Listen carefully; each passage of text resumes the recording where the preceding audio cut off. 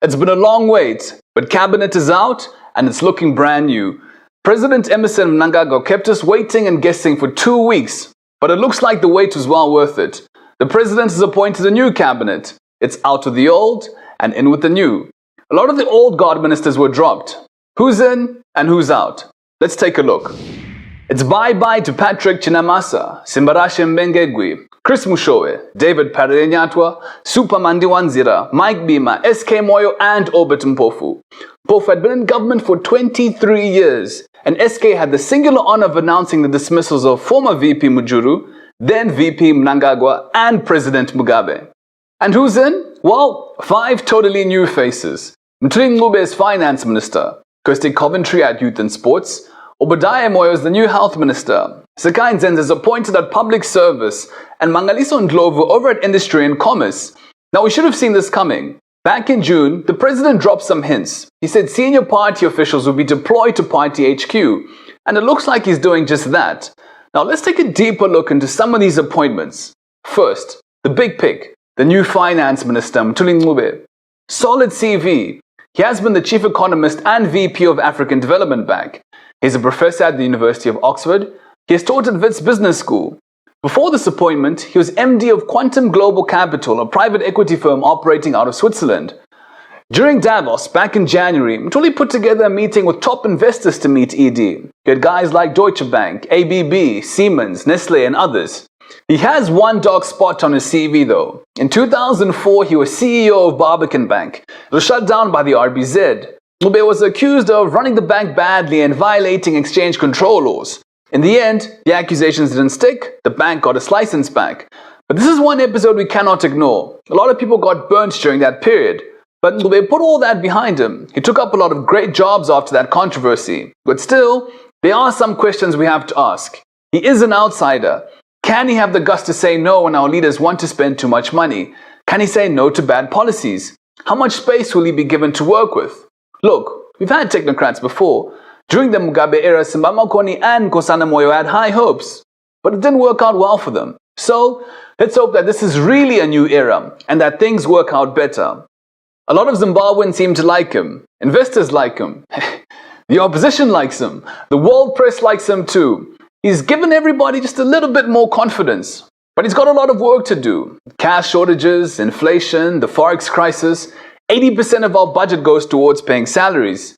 He said he wants to implement currency reforms by the end of the year. We know he wants the bond notes gone, but what are his options? Speaking to the Sunday Mail, he said that he'll explore whether to adopt the US dollar, join the Rand Monetary Union, or adopt a new Zim dollar. None of this will be done overnight, but we wait and see. So Kirsty Coventry is our new Minister of Youth, Sports, Arts and Recreation.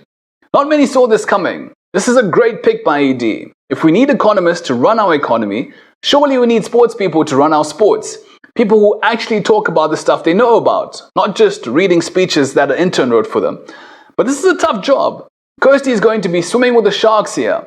Everywhere you look in our sports, there's a mess. There's a mess at ZIFA, there's a mess at Zimbabwe cricket, a mess in athletics.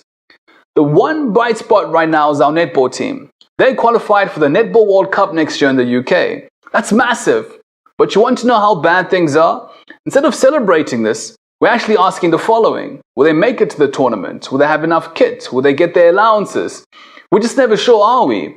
There's just no money going into sport. In the 2018 budget, sport got just 11 million. It's not enough. Now, to raise money for sports, the government introduced a 5% levy on betting shops. The money from that levy is meant to fund sports facilities. Not sure how that's working out. And it's not just sport on Kirsty's desk. She has to deal with the youth portfolio as well. And there's a lot of political interference there. The art sector too is in a mess. It's going to take a lot of hard work. But hey, you know what? You don't win 7 Olympic medals being lazy. And then you have this guy, Obadiah Moyo. He replaces David Parenyatwa as health minister. This is one of the toughest jobs in government. Drugs are in short supply. Nurses and doctors are underpaid. Hospitals are in bad shape. What do we need to do to fix it? Well, here's some numbers for you. We have one doctor for every 250,000 Zimbabweans. Yes, that's one doctor per 250,000 people. Government spends just $40 on health on each Zimbabweans for the whole year. Yes, just $40. 92% of Zimbabweans have no medical aid. It's a big job, But Moyo has a good record. He's done a great job as CEO of Chitungwiza Hospital. Many government hospitals are run pretty badly, but Chitungwiza Hospital is even run better than some private hospitals. They're even putting up a kidney transplant unit there now. So ED is hoping that Moyo can translate this model to all of our hospitals. There are allegations that Moyo has misrepresented his qualifications. We hope he addresses this and clears the air. Moyo has a lot of work to do. Right now, we have a cholera crisis, so he's going to have to get to work straight away. How does ED's new cabinet measure in terms of diversity? Section 17 and 56 of our constitution says that there should be equal representation of gender across society, including in our politics. Now, there's 6 women in the new cabinet. The last one had 4. Of the new 9 provincial ministers announced, 5 are women. We had 4 before. We even have a female defense minister now. It is a step forward, but we still expect more. In Rwanda, 11 out of the 20 ministers are women.